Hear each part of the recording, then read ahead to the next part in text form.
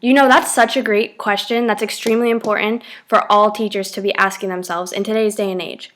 So, when I plan to incorporate technology into my lessons, I do it with one main goal in mind: create the most authentic learning experiences possible. By saying this, I mean something along the lines of creating learning experiences that students are actually going to find outside of the four walls of the classroom, preparing them for life outside of the classroom. So, for example, I may incorporate research into an essay, or I may incorporate social media pages into a creative assignment. This will not only heighten student engagement, but it will create those authentic learning experiences. Also, in terms of just me teaching, I may incorporate PowerPoint slides or different visual aids to help reluctant learners or learners that learn better by seeing things through technology or on a visual medium. That's a really hard one because, to be honest, I don't have a least favorite subject or age group to teach. But I do have subjects and age groups I'm not very comfortable teaching. So, in terms of subject, I mean, you could probably guess, but I'm definitely not comfortable teaching math or history, basically anything other than English. I'm really comfortable teaching English to students. I've studied it for a long time. I really like working with students on English, but when it comes to history and math, I honestly don't know a lot about it.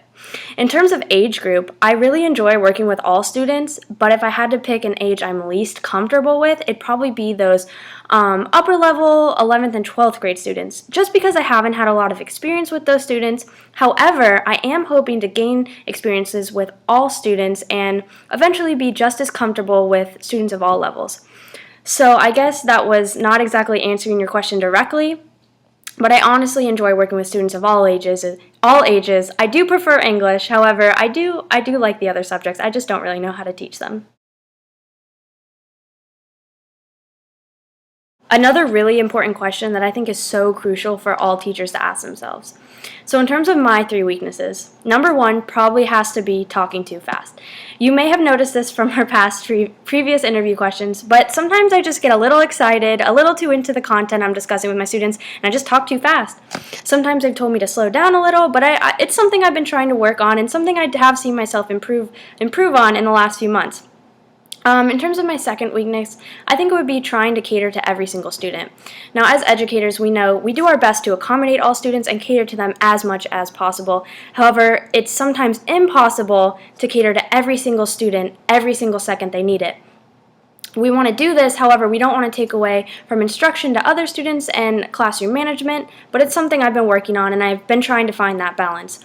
Probably my third weakness, as cliche as it sounds, is caring too much. I know we're here to teach the content, but sometimes I do look past it and I want to help my students with other facets in their life, and sometimes I do care a little too much. I get a little too emotionally invested, not with them, it's just I'll come home and I'll reflect on it and I'll be sad for what they went through, or, and it may just affect my personal mood. But it's something I've been working on, and I do enjoy building relationships with my students just past that academic barrier as well. So those are my three weaknesses.